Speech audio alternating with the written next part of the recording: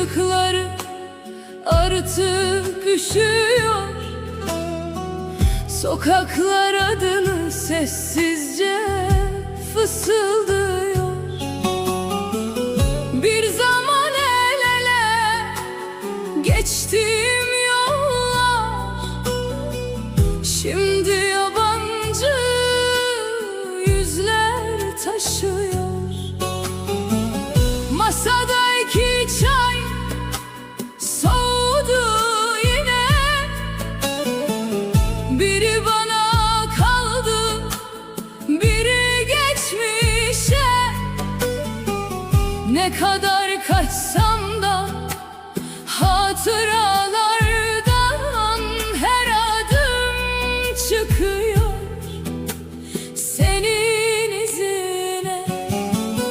Sen gittin, ömrüm yarıda kaldı.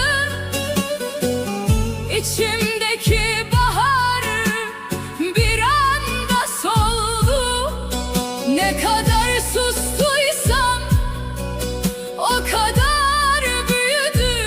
Kalbimde bıraktığın boşluk yokluğun oldu.